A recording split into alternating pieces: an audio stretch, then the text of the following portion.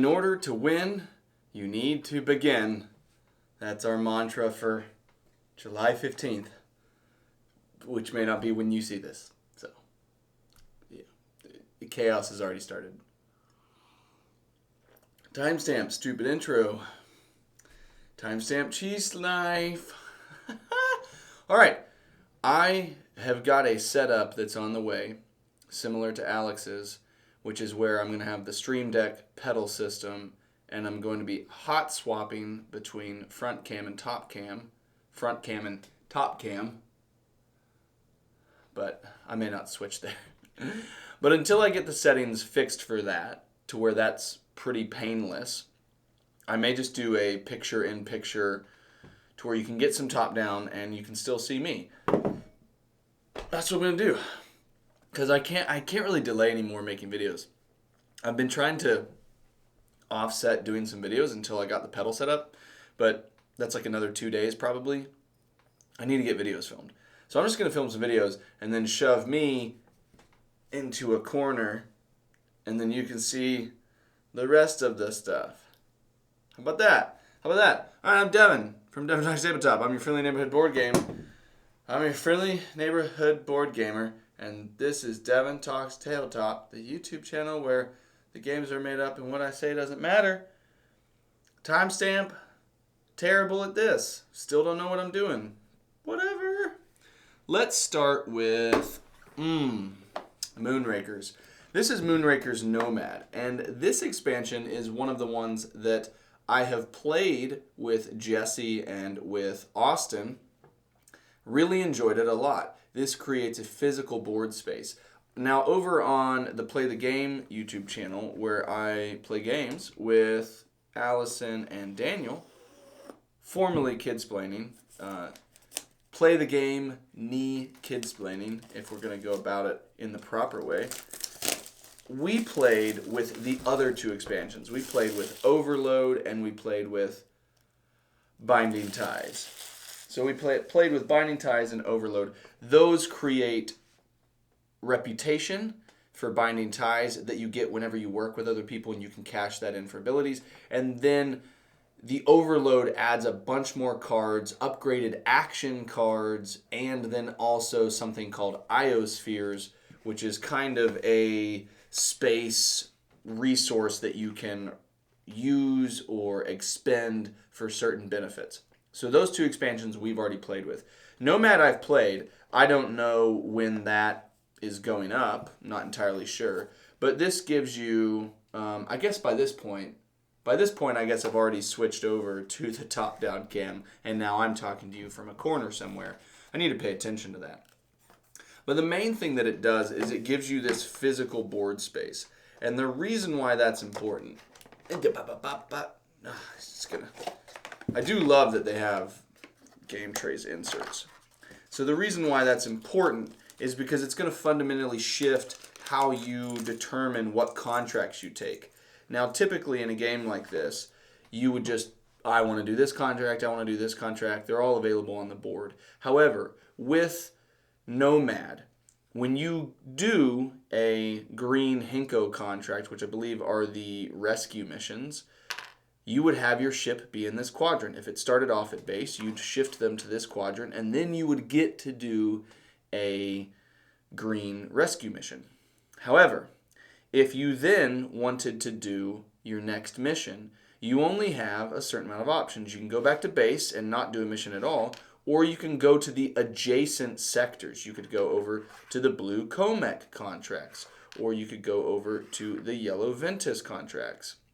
And so that automatically changes how you approach the contract board. Normally is kind of whatever makes sense at the time, and now it's what makes sense given where you can go and also who can come with you.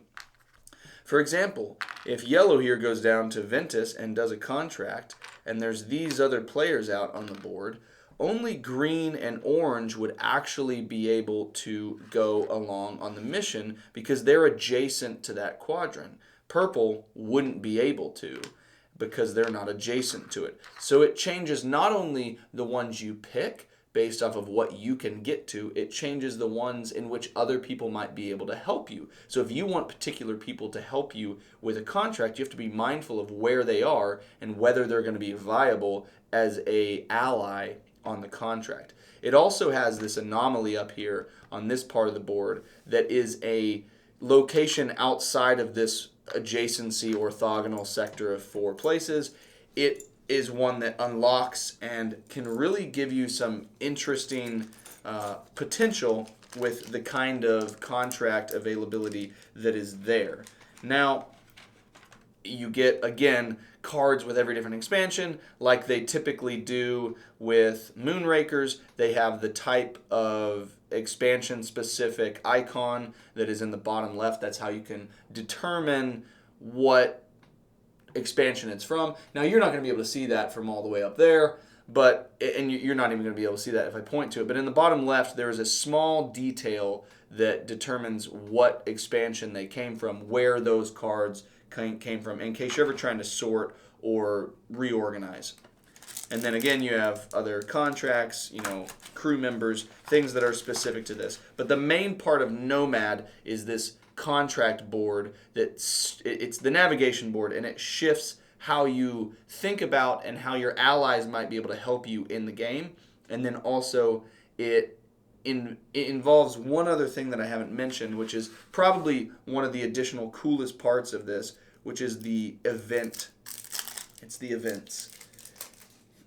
So when you play in Moonrakers, you just start your turn typically, and one turn moves to another. However, in this one, you can have events that either are one-time things or they are persistent until the next one overrides it. So, for example, this one is the Sinistral Gala. All players simultaneously give a card from their hand to the player on their left. Add the new card to your hand. That is huge because you could screw someone over and give them a miss. You could screw yourself over and give them one that you need. Like that completely changes the thing. Because deck building, you're always focused on your own deck. This forces you or enables you to give a card to another player. So that's a one-time thing. Let's see one that is a policy. Is that what they're called? Is that what they're called? Policies. So sometimes an event will pop up, but sometimes a policy will pop up. The Bravado Mandate. So everybody votes on it. And you just do like a thumbs up, a thumbs down, majority wins.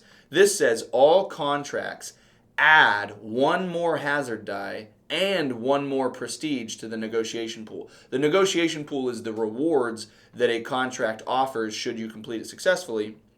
And this just means that it's more dangerous, but also more rewarding. And everybody votes whether they want to do that or not. So if you're someone who maybe has shifted your deck to deal better with hazard dice, that's enticing to you.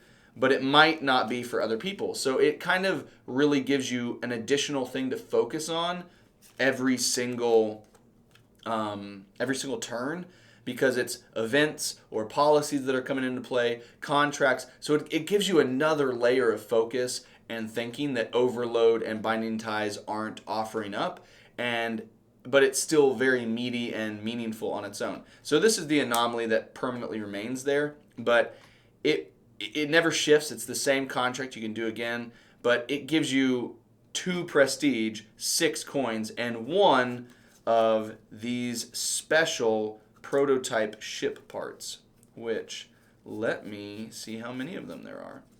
Quite a few. These ones are really cool. So these are Cerelia as well, which was already a ship type that existed, but these are prototypes which are additionally strong, and they do crazy things. So for example, this one is the Resolute. If you are alone in a sector, reduce any contract requirement by 2, which is that's really, really effective. So if you could get that one, that just is absolutely brutal. Because you can start to become more of a lone wolf where you're going after stuff by yourself. Where's the one that I got? I'm trying to remember one of the ones that I got in my game. The Intrepid? No.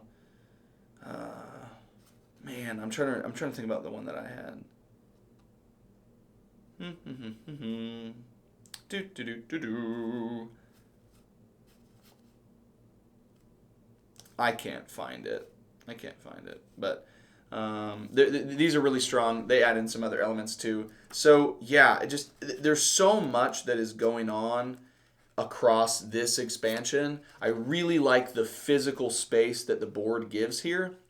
And then also the event deck. I love anything that gives round by round variables that you have to account for. It's one of the reasons why I loved the Crossroads deck in Dead of Winter. Anything that you have to, oh no, this is another thing that I must juggle and make sure that it doesn't derail whatever plans I had. So this is the Nomad expansion for Moonrakers. It's one of the main three. They have now also revealed their Luminor expansion, which I'm super excited to check that out because it is a cooperative expansion. It's a digital co-op expansion where you kind of go on this procedurally generated campaign across the stars, and you work together. You know, I mean, you technically already work together in Moonrakers when you go on missions together, but it is much more of there's only one winner. Like, you don't want other people to get ahead of you. In this, however, it flips that on its head because it is truly a cooperative experience. So I really have been impressed. I really didn't play Moonrakers until this cycle of when we were ramping up for learning about each of the three expansions and passing up. And I've since played Moonrakers 6 times or something like that. I really enjoy it. It's quickly proven to me alongside Veiled Fate that, ooh, so satisfying. It's proven to me alongside Veiled Fate that Moonrakers, Veiled Fate, and Mythic Mischief prove that Ivy Studios is a publisher to always focus on. Anytime they are doing a project, I am going to be paying attention because I've liked everything that they've done, and each one has been so distinctly good and nothing like any of its predecessors that I'm impressed with their design, ethic, that they are able to reach the certain standards that they have for the design of their games, and to have 3 hit so well, be so different, and also to still have that stamp of like Ivy, like all 3 of them, you can kind of see the DNA of Ivy Studios in those games, but they're each special in their own way. So this is Moonrakers. This is Moonrakers. This is Moonrakers. I said it again. This is the Nomad expansion for Moonrakers. It is upcoming in a July Kickstarter in just 4 days, and I'm excited because it's so good. Timestamp coming up in 4 days won't actually make sense when this goes live. Timestamps, I've never had a problem saying Moonrakers before, but I said Moonrakers twice. No clue. Timestamp, Return of the Cheese Knife. Timestamp, see you guys next time.